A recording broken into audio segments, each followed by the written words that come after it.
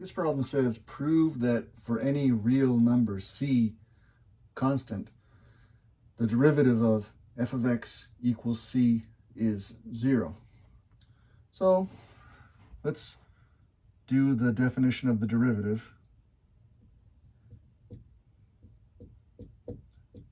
Equals the limit as h approaches 0 of f of x plus h minus f of x over h. Now, for a constant function, let's say this is x, and this is f of x, and then this is some distance h, and this is x plus h. You can see that f of x plus h equals f of x. That's an x. Okay, with a constant function, we say that. So this boils down to if f of x equals c for any x value, then the limit as h approaches 0, f of x plus h is c, and f of x is c over h. But we have to do something here, because if we have nothing on top and h goes to 0 on the bottom, so we say to ourselves, we can keep the top if we subtract and add h again. So c minus c is 0. So this is the limit as h approaches 0. C minus c, this is gone. So we can rearrange this to h minus h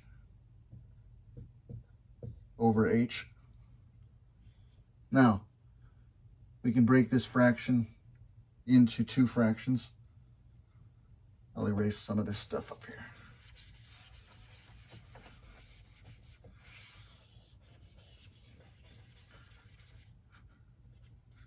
This fraction is the same as the limit as h approaches 0 of h over h minus h over h. Now this is h over h is 1, and h minus h over h is 1. So this is the same as the limit as h approaches 0 of 1 minus 1. This means that the limit as h approaches 0 of 0, well, the value 0 doesn't change no matter what h does. So the limit of 0 as h approaches 0 is just 0. And there we go, the proof that using the definition of the derivative for any constant value, the derivative is 0. This problem says find the derivative with respect to y when y is 7 over the square root of x. So let's use the definition of the derivative. We can say that y prime equals the limit as h approaches 0 of, now this is the function, we can do 7 over the square root of x plus h minus 7 over square root of x, all divided by h. So what do we do here? We can turn this into a single fraction. Let's do this. The limit as h approaches 0. Let's put this. Now this is 7 square root of x minus 7 square root of x plus h all over square root of x plus h times the square root of x all over h. Now, if this is all over h, we can just put the h right here. Now let's look at this. Okay. Let's rationalize the numerator by, do we want to rationalize the denominator? Do we want to rationalize the numerator? Does that get us anything? Oh yes, because we've got this h here, we've got to do something about that. Let's see if that helps.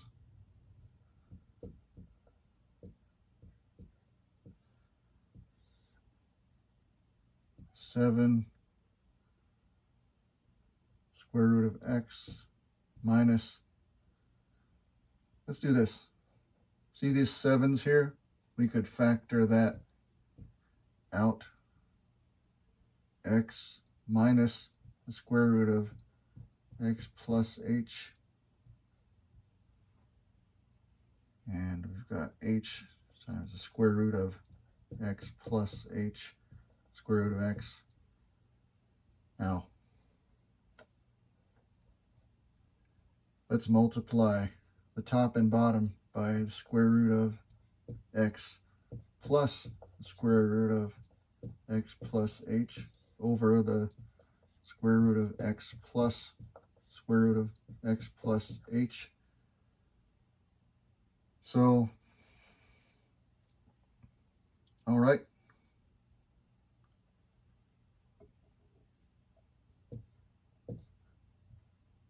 What can be done here? Can we take this 7 out?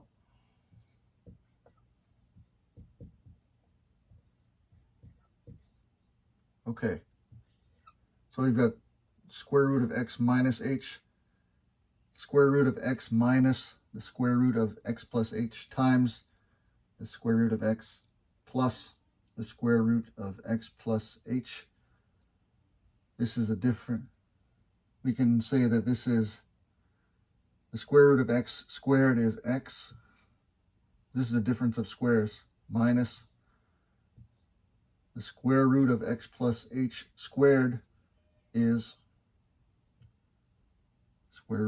x plus h all over h times the square root of x plus h times the square root of x times, in parentheses, square root of x plus square root of x plus h.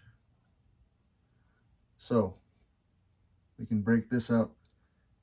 X minus x minus h.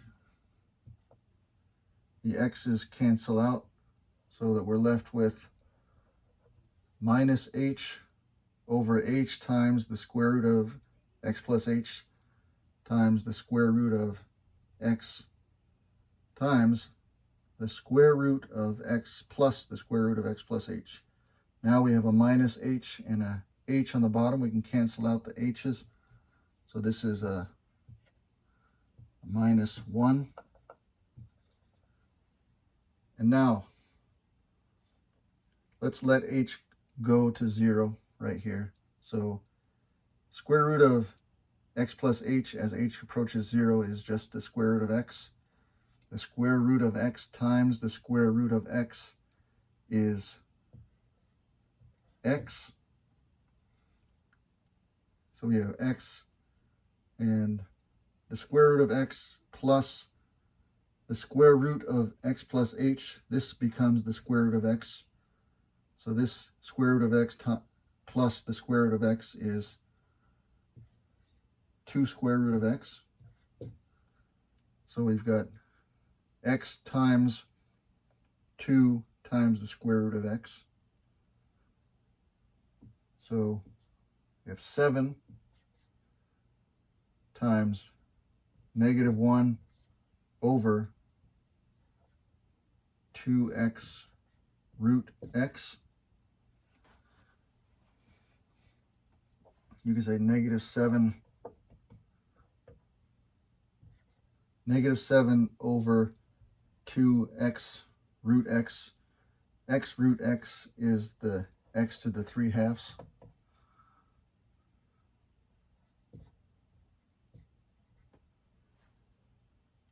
Okay.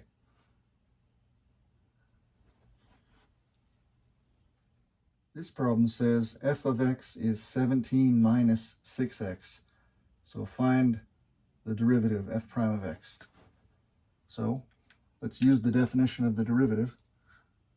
So we can say that the limit f prime of x is equal to the limit as h approaches 0 of f of x plus h is 17 minus 6 x plus h minus the function, which is 17 minus 6x over h. See if you can simplify this numerator. This is the limit as h approaches 0. 17. Let's distribute this. Minus 6x minus 6h minus 17 minus 6x is plus 6x all over h. And let's look at this. What cancels out? So you've got a minus 6x plus 6x. So that cancels out. You've got 17 minus 17.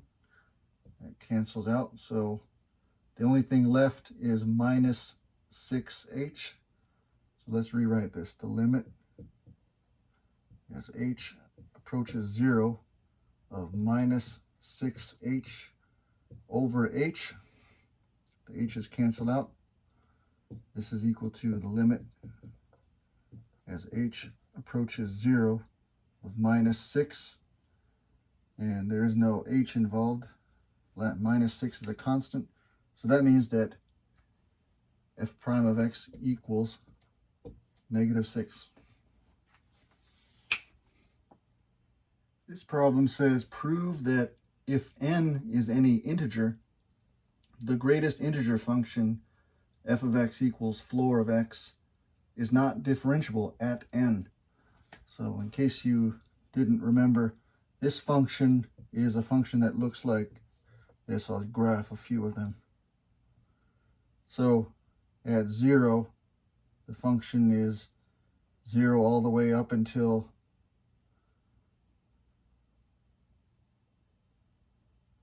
at 1. The function is at 1 all the way up until at 2. The function is at 2, and at 3.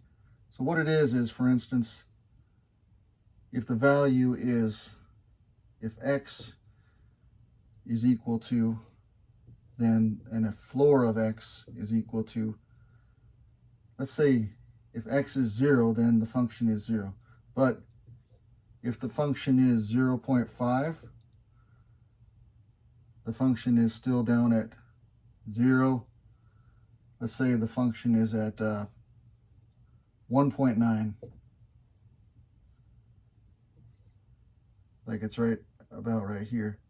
The function is at 1. It rounds down to the nearest integer to find the greatest integer that is less than or equal to n. Okay, so I'll leave this bit of graph right here.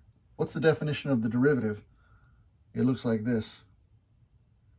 The limit as h approaches 0 of f of x plus h minus f of x over h. And if you remember, we're not saying the limit as h approaches 0 from the right or the left, we're saying that there has to be an open interval around h where the limit approaches the same value. Let's say that we pick an arbitrary n right here, okay? And this is n right here. So at n, the value of the floor function is this. And then for values right up until just below, this is, so we can say the value of f of n minus delta, where delta is some small value, is going to be n minus 1. See, if you're approaching it from this side, the value of the function is going to be n minus 1. If you're approaching it from this side, the value of the function is going to be n. There is no